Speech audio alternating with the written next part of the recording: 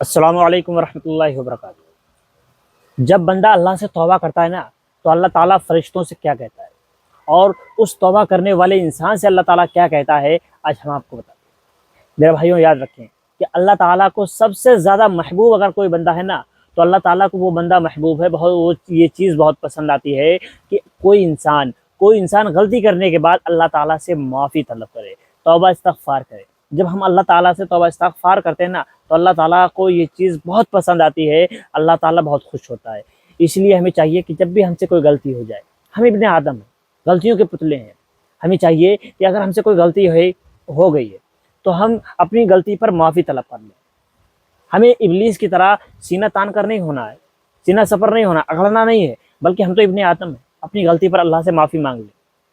میرے بھائیوں یاد رکھیں، اللہ تعالیٰ اتنا زیادہ رحیم و کریم ہے کہ جب فرعون پانی میں غرق ہو رہا تھا تو وہ بچنے کے لیے ہاتھ باہر نکال رہا تھا، سر کو نکالنے کی کوشش کر رہا تھا، تبھی فرشتوں نے اس کے سر کو پکڑ کے پانی کے اندر کر دیا۔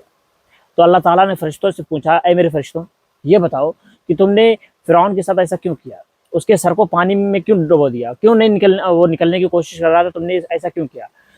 تو وہ فرشتے کہنے لگے، اے میرے پروردگار، وہ فرعون آسمان کی طرف دیکھ رہا تھا، کہیں وہ اگر تجھے پکار لیتا تو اس کو بھی ہمیں پورا یقین ہے کہ تو اس کو معاف کر دیتا۔ میرے بھائی یاد رکھیں، اسی طرح سے جب قارون اپنے ساز و سامان کے محل کے موسیٰ علیہ السلام کے سامنے تھا، موسیٰ علیہ السلام نے قارون کے بارے میں زمین کو حکم دیا کہ اے زمین، قارون کو اپنے اندر لے جا، اس کو اپنے اندر دھسا دے۔ تو زمین اس کو دھسانے لگی، اس کے محل سمیت زمین پھٹتی گئی اور وہ زمین میں دھسنے لگا۔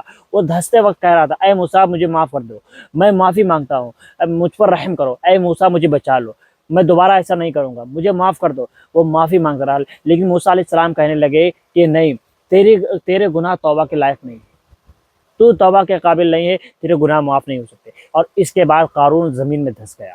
اللہ تعالیٰ نے حضرت موسیٰ علیہ السلام سے فرمایا، اے موسیٰ، تیرا دل تو بہت سخت ہے، میرے بندے قارون نے تو اس سے اتنی مرتبہ کہا کہ مجھے بچا لے، لیکن تو نے اس کی مدد نہیں کی، اس پر رحم نہیں کیا۔ لیکن اگر وہ ایک مرتبہ مجھ سے کہہ دیتا کہ اے میرے رب، اے پروردگار، اے اللہ، مجھے بچا لے، تو مجھے اپنی عزت و جلال کی قسم میں اسے ضرور بچا لیتا، زمین میں دھسنے نہ دیتا۔ میرے بھائیوں یاد رکھیں، جب یہ اتنے گنہگار ایسے لوگ جو خدائی کا دعویٰ کرنے والے لوگ تھے، اللہ تعالیٰ انہیں معاف کر دیتا ہے، تو اللہ تعالیٰ ہمارے گناہوں کو بھی معاف کرتا ہے۔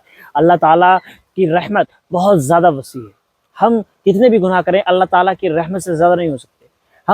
ہمارے گناہ سے اگر ساری دنیا بھی بھر جائے پھر بھی اللہ کی رحمت بہت بڑی ہے، اللہ کی رحمت بہت بڑی ہے، وسیع ہے۔